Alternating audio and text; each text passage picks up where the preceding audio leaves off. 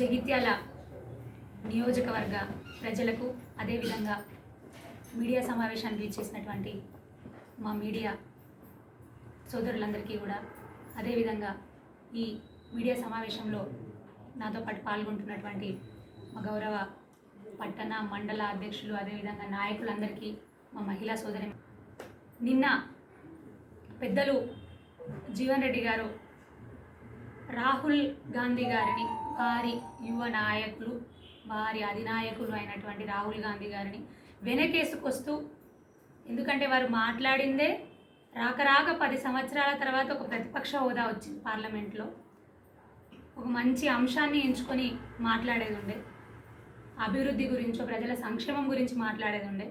కానీ మళ్ళీ ఎందుకంటే ఎన్నిసార్లు సరిచేసిన కుక్కదొక వంకర అన్నట్టుగా హిందువుల మీద విషాన్ని విరజిమ్ముతూ, హిందుత్వం మీద విషాన్ని జిమ్ముతూ కొన్ని వ్యాఖ్యలు చేయడం జరిగింది. ఎందుకంటే కాంగ్రెస్ పార్టీ అంటేనే బ్రిటిష్ పార్టీ. బ్రిటిష్ వాళ్ళ రూల్ ఏంటి, వాళ్ళ సిద్ధాంతం ఏంటి? డివైడ్ అండ్ రూల్ పాలసీ, విభజించు పాలించు. ఆ బ్రిటిష్ వాళ్ళు ఉన్నప్పుడు కూడా భారతీయులందరూ ఐకమత్యంగా ఉన్నారు.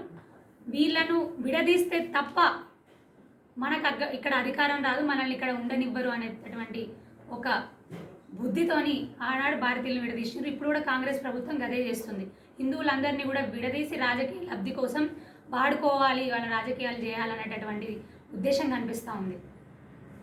ఎందుకంటే మీరు ఎప్పుడూ కూడా రాముని తలుచుకొని వాళ్ళు హిందువులమని వాళ్ళకే గుర్తులేనటువంటి రాహుల్ గాంధీ గారు కానివ్వండి, ఇక్కడ ఉన్నటువంటి నాయకులు కానివ్వండి, కాంగ్రెస్ నాయకులు కానివ్వండి, ఆ రాహుల్ గాంధీ గారు కానివ్వండి, ఎవరైనా కానివ్వండి, మొన్న జరిగినటువంటి పార్లమెంట్ ఎలక్షన్లు, అంతకుముందు జరిగినటువంటి సార్వత్రిక ఎలక్షన్లలో రాముడి గురించి మాట్లాడినరు, హిందువుల గురించి పట్టించుకున్నారు, హిందువుల గురించి మాట్లాడినరు, బొట్లు పెట్టుకొని తిరిగినరు, మేము కూడా హిందువులమే అని మాట్లాడినరు, హిందువుల గురించి పట్టించుకుంటాము అని మాట్లాడినరు. అంటే అది బీజేపీ పార్టీ ఘనత మాత్రమే, అది బీజేపీ పార్టీ వాళ్ళ మాత్రమే. ఈరోజు వచ్చి ఏం చెప్తా ఉన్నారు, కేవలం శివుణ్ణి పూజించే వాళ్ళు ఒక సైడు, రాముణ్ణి పూజించే వాళ్ళు ఒక సైడు, కృష్ణుని పూజించే వాళ్ళు ఒక సైడు ఉండే విధానం ఉండాలి అన్నట్టుగా, విభజించాలి హిందువులు అన్నట్టుగా వాళ్ళు పార్లమెంట్లో వ్యాఖ్యలు చేయడం జరిగింది. దాన్ని పెద్దలు జీవన్ రెడ్డి అంకుల్ గారు నిన్న పెట్టినటువంటి ప్రెస్ మీట్లో వీరు కూడా దాన్ని ఆమోదిస్తున్నట్టు, దానికి వత్తాసు పాడుతున్నట్టు నిన్న వాళ్ళు పెట్టినటువంటి మీడియా సమావేశం అదే చెప్తా ఉంది. వారు మాట్లాడిన పద్ధతి అదే బలపరుస్తూ ఉంది. రాహుల్ గాంధీ గారు ఏ విధంగా అయితే హిందువుల మీద విషం జిమ్ముతున్నారు, ఏ విధంగా అయితే హిందూ మతం మీద విషం జిమ్ముతున్నారో అది కనిపిస్తూనే ఉంది. భారతీయ జనతా పార్టీ ఏం చేస్తూ ఉందంటే హిందువులకు కూడా సమన్యాయం దక్కాలి, సంస్కృతి సాంప్రదాయాలు అనేది పాటించాలి, మన సనాతన ధర్మం అనేది నిలవాలి అనేటటువంటి ఉద్దేశంతో ఉంది తప్ప మీలాగా ఓట్ల కోసం కేవలం ఒకే వర్గానికి కొమ్ము కాస్తూ ఒక వర్గం ఓట్ల కోసం పెద్దలు జీవన్ రెడ్డి గారు ఏం చేసిండ్రు, మీరు నిజామాబాద్ పార్లమెంట్లో మొన్న అందుకే కదా ఎంపీగా నిలుచున్నారు, కేవలం 3 లక్షల చిల్లర ఒక వర్గం ఓట్లు ఉన్నాయనే కదా ఇక్కడ హైయెస్ట్ ఓట్లు ఉన్నాయని నిలుచున్నారు. మరి మీకు ఎక్కువ పట్టున్నటువంటి కరీంనగర్ పార్లమెంట్కి ఎందుకు వెళ్ళలేకపోయినారు, ఎందుకు వెళ్ళలేదు అసలు? అంటే ఒక వర్గం ఓట్లు అధికంగా ఇక్కడ ఉన్నాయి, అవి మీకు దక్కుతాయనే కదా. మరి నేనేం మాట్లాడింది మీరు పత్రికా సమావేశంలో, మీడియా సమావేశంలో? మీ రాహుల్ గాంధీ గారికి వత్తాసు పలుకుతూ మాట్లాడినారు. హిందూ సమాజం మీద, హిందుత్వం మీద ఉన్నటువంటి మీరు విషం కక్కేటటువంటి మీ నేచర్, మీ మనస్తత్వం ఏదైతే ఉందో మళ్ళీ ఒకసారి బయటపడింది. కానీ ఒక విషయంలో మాత్రం నిజంగా బాధ కలిగిస్తూ ఉంది. ఎందుకంటే మీరు 40 సంవత్సరాలు కష్టపడి మీ పార్టీ కాంగ్రెస్ పార్టీ ఎలా ఉన్నా కూడా కార్యకర్తల్ని కాపాడుకుంటూ, ఇక్కడ మీ పార్టీని కాపాడుకుంటూ ఒక మంచి పుట్టను కట్టుకునే ఉంటే, ఒక మంచి పుట్టను నిర్మించుకుంటే ఉంటే ఒక విషసర్పం అందులోకి వచ్చి దూరింది, చెప్పకుండా చేయకుండా అర్ధరాత్రి దొంగలాగా. కనీస మర్యాద. ఎవరన్నా మనం ఇంట్లో ఉన్నప్పుడు పెద్దవాళ్ళని గౌరవించుకోవడం, ఆ ఇంట్లో పెద్దవాళ్ళని గౌరవించుకోవడం మర్యాద. కానీ ఇక్కడ ఏం జరుగుతుంది, ఇంట్లో ఉన్నటువంటి పెద్దవాళ్ళని మాకెందుకు పనికిరాని ముసలి వాళ్ళన్నట్టు బయట వారేసిన పరిస్థితి కనిపిస్తూ ఉంది. గతంలో ఆయన ఏం చేసిండు పెద్ద మనిషి, ఇప్పుడున్నటువంటి విషసర్పం.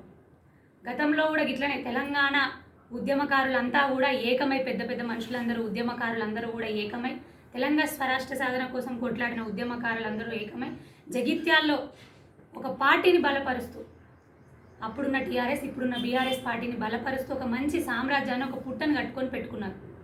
అప్పుడు కూడా ఈయన పోయి అందులో విషసర్పంలాగా దూరి ఆ పుట్టనంతా చిన్న భిన్నం చేసి ఆ కార్యకర్తలను, ఆ ఉద్యమకారులు, అసలైన ఉద్యమకారులు అందరినీ కూడా ఎటు కాని పరిస్థితి చేసి, ఎటు విలువ దక్కని పరిస్థితి చేసి, ఈ రోజున పార్టీకి అవసరం ఉంది, నాయకుల అవసరం ఉంది, ఈరోజు పార్టీ అధికారంలో లేదు, ఆ టీఆర్ఎస్ పార్టీ బీఆర్ఎస్ పార్టీ ఈ రోజున రాష్ట్రంలో అధికారంలో లేదు, మరి జగిత్యాల్లో ఒక నాయకుల అవసరం ఉంది ఆ పార్టీకి అనే టైంలో కార్యకర్తలను విస్మరించి, కార్యకర్తలను పక్కకు పెట్టి, కార్యకర్తలకు అండగా ఉండాల్సిన టైంలో పక్కకు పెట్టి, పార్టీకి అండగా ఉండాల్సిన టైంలో పార్టీని పక్కకు పెట్టి, ఎవ్వరికి చెప్పకుండా ఒక దొంగలాగా అర్ధరాత్రి దొంగరాత్రి పోయి ఆ పార్టీలో జాయిన్ అయ్యిండు.